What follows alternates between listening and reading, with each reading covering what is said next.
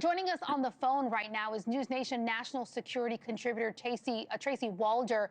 Tracy, as I mentioned a moment ago, several people missing, especially children. The missing girls are from a community we understand that she lives outside, a missing girl, I apologize, lives outside of Dallas with her friends, with friends of her daughter. Can you just talk to me a little bit about, what you know, what's happening there and these missing children, this missing girl? Well, thank you so much for having me. It's just honestly shocking. I don't know what to say. They all go to my daughter's school. This is a kind of tight-knit community. I think their parents are extremely shocked and extremely upset. It sounds to me that the older campers, so campers in sixth-ish grade and up, were on a kind of higher ground, if you will. Mystic is pretty big and has a newer area to it. The campers that, may not be found right now were at cabins that were closer, kind of on level ground with the river. And so that's why some of them may be missing. There's a lot of hope, though, right now, because they are recovering some of the girls, that some of them will be found on high ground that they've found in the river.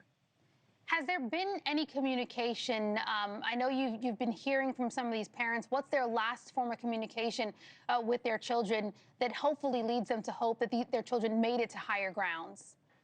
So that is actually the problem. This is a camp that, again, a lot of people in my community go to, and technology is actually not allowed there.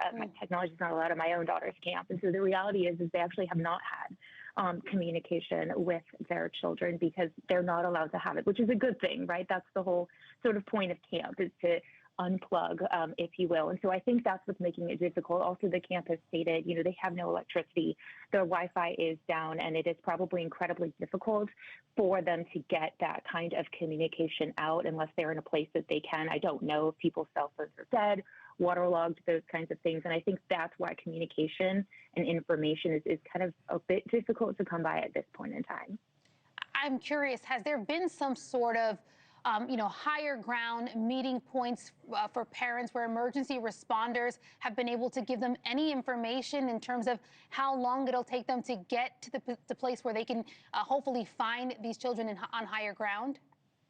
So that's been the issue, at least that I'm hearing just from parents that I know, right, that I'm texting and talking to. There is like a meetup, a reunification location at different elementary schools around the area that are obviously on passable and safe roads. But those are unification points, right? So I think for them, they are not having a ton of information being thrown their way in terms of if there is an active rescue effort going on right now for their daughter. And part of that could be because the rescuers don't necessarily know the identities of the girls that they are rescuing until they physically have them in those boats or in those helicopters. So I think that is probably the problem all around.